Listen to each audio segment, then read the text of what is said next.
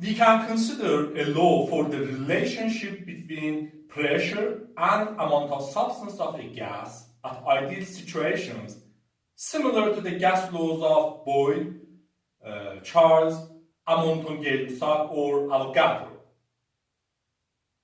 This law can be called pressure amount of substance gas law, or simply pressure amount gas law.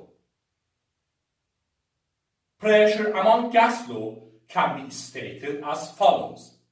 For an ideal gas at a constant temperature and volume, the pressure exerted by the gas is directly proportional to the amount of substance of the gas.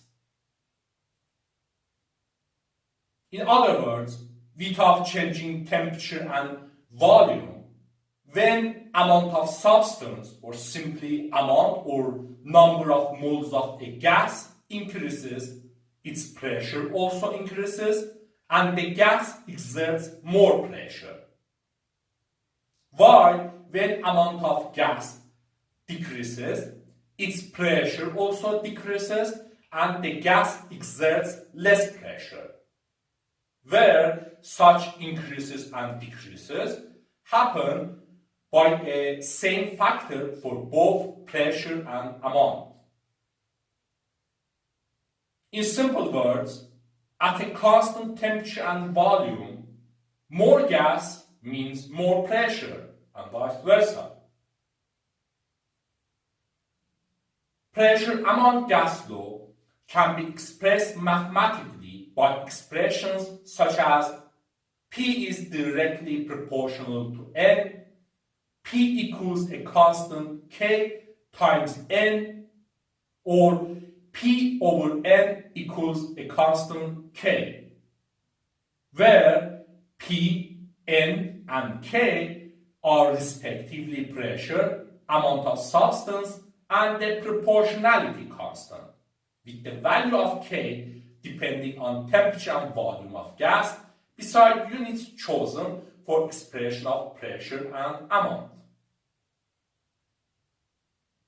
Also, we can consider equations such as P1 over N1 equals P2 over N2, or Pi over Ni equals Pf over Nf, where subscripts 1, 2, I, and F respectively remark sample 1, sample 2, initial state, and final state, and in general, subscripts can be chosen arbitrarily. All based on the direct proportionality between pressure and amount of gases at the same temperature and pressure volume. Such equations can be used to find relationships between pressures and amounts of different samples of the same gas or different gases at the same temperature and volume, to find pressure change of a gas as a result of production, consumption, addition, or removal, to have pressure as a measure of amount of substance or number of molecules in reactions in the gas phase, etc. Pressure amount gas law describes a natural behavior of gases, and we can consider many examples for it. Whenever we have pressure change, beside addition, removal, production, or consumption of gases, at constant or nearly constant temperature and volume, we can consider pressure amount gas law and the direct proportionality between pressure and amount of gases. For example, we can consider pressure amount gas law whenever gases are produced or consumed in physical chains or chemical reactions happening in closed rigid containers, as volume is constant, and in many cases temperature is also constant, or at least nearly constant. For instance, boiling of liquid water produces water vapor, and reaction of zinc strips with hydrochloric acid solutions produces hydrogen gas. And when they happen in closed rigid containers, due to production of gas, pressure inside container increases, which can be dangerous if the container couldn't tolerate the excess inside pressure. On the other hand, condensation of a gas into liquid, absorption of a gas into a solid or liquid, consumption of gases in chemical reactions, etc., consume gases and decrease their amount. Therefore, when they happen in closed rigid containers, they result in decrease of pressure, and they can create partial vacuum, which can also result in deformation or rupture of the container if the container couldn't tolerate the excess outside pressure. As another example, we can consider storage of gases inside closed rigid containers, which satisfy conditions of constant temperature and volume. In such cases, storage of low amounts of gas result in low pressures inside the container, while storage of high amounts of gas result in high pressures inside container. And in either case, the container should be designed or chosen to tolerate pressure difference between inside and outside.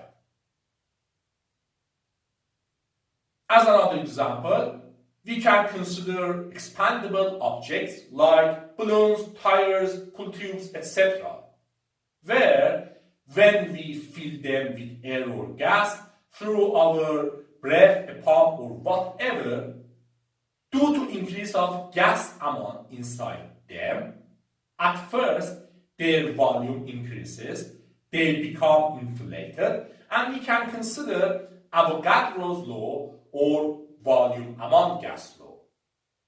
While at the end, as their volume reaches its limit, the increase of their volume is replaced with increase of their pressure, they become pressurized, and we can consider pressure amount gas law.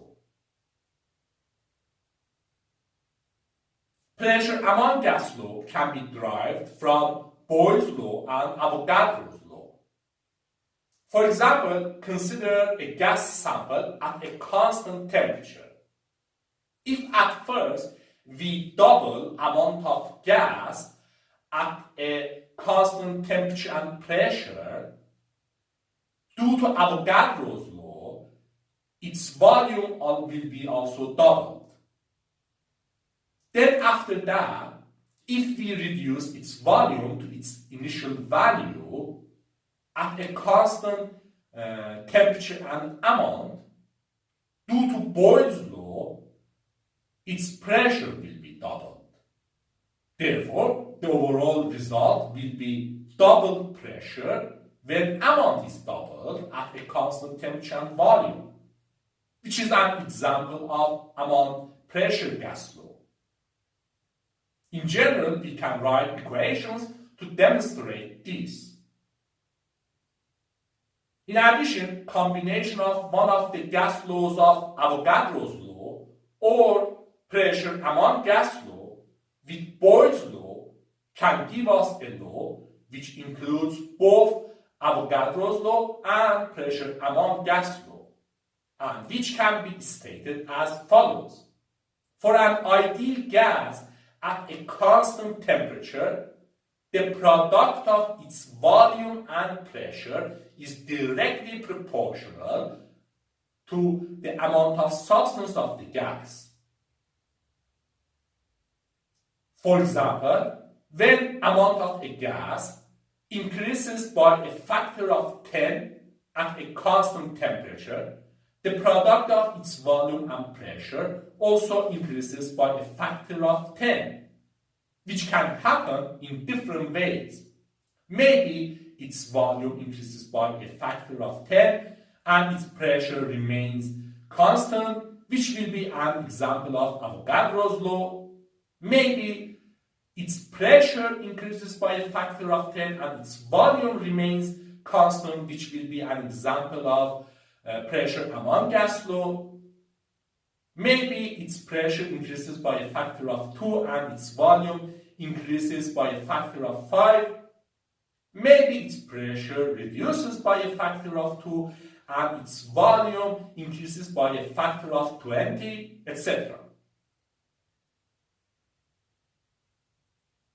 Pressure among gas law can also be derived from ideal gas equation. And in fact, it is common to consider and discuss pressure among gas law in the context of ideal gas equation, and not emphasize it individually as we usually do for other gas laws such as Boyle's law or Avogadro's law, despite the fact that practically pressure among gas law is as important as other gas laws, as previous examples also show us. This underemphasis can be attributed to different reasons, such as avoidance of repetition of gas laws which can be derived from each other, or seemingly lower historical value of this law. Yet, we should not forget to ignore pressure among gas law is to have possibility of explosion of closed gas containers, etc. It is also important to consider that the direct proportionality between pressure and amount of a gas based on the pressure among gas law doesn't mean pressure is an extensive quantity. Pressure is an intensive quantity because it is independent of the extent of the system. It is also good to consider that pressure among gas law works for an ideal gas, and in real situations, deviations from pressure among gas law, especially at high pressures and low temperatures, can happen. Yet at common conditions, pressure among gas law and its results to a good approximation are correct and useful. Anyway, here we can see that we have a natural behavior of gases which can be described as a physical law, which can be expressed mathematically, and which can be observed or utilized in our daily life. This is interesting, isn't it?